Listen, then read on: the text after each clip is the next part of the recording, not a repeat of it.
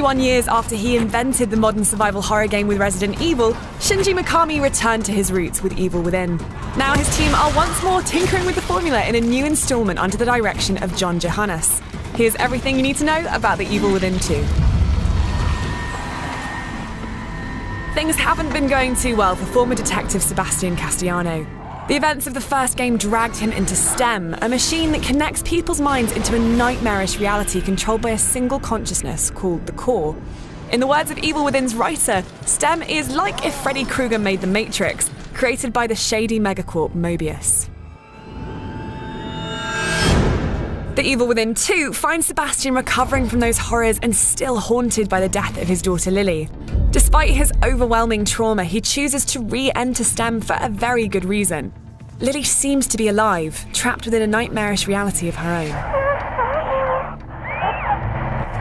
This time, Sebastian isn't alone. Friend-turned-enemy-turned-frenemy Julie Kidman makes a return. Sebastian's former trainee at the detective agency turned out to be a double agent working for Mobius. However, Evil Within's DLC revealed there's more to her than meets the eye, and now she's Sebastian's only link to the outside world. The more info you gather, the more I'll be able to help you. Putting old grudges aside is vital to your survival. Struggling Mobius agents sent to contain the escalating situation need you as much as you need them, and combining firepower is the only way to defeat the horrors that face Sebastian. Like this guy, Stefano Valentini, a homicidal photographer who favours a chiaroscuro of blood and bone. The eye of the beholder. Detailing too many of the Evil Within's monsters would set off the spoiler klaxon, but suffice to say, they're grisly. Twisted creatures stalk the streets, while this lady's approach to hosting a dinner party is sure to put you off your lunch. STEM realities are constructed from an individual's consciousness, and Lily's memories and emotions form the blueprint of the small American town known as Union. With Lily having gone AWOL, Union is decaying into a much darker version of itself.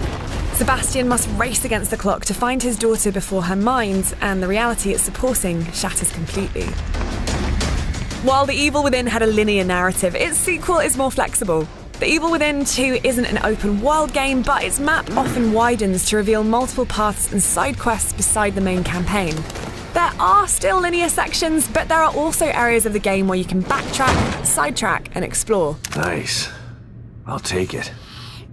In The Evil Within 2, there are things that go, things that go, and things that go. And you're gonna need to find a way around all of them. Except the cat. Look at that adorable face. Sometimes you'll be so outnumbered by foes that you'll want to keep a low profile, and sometimes you'll want to shotgun them right in their rotting gums.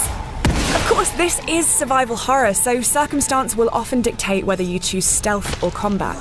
Resources are scarce, and you'll need to use the crafting system carefully to maintain them. Likewise, green goop collected from fallen enemies can be injected into Sebastian to upgrade his health and combat abilities. Whether you decide to mainline the Evil Within 2 story or poke into every corner of Union looking for side quests, balancing your ammo and keeping careful track of the enemies you've killed will be vital to survival. Where were you when I needed you?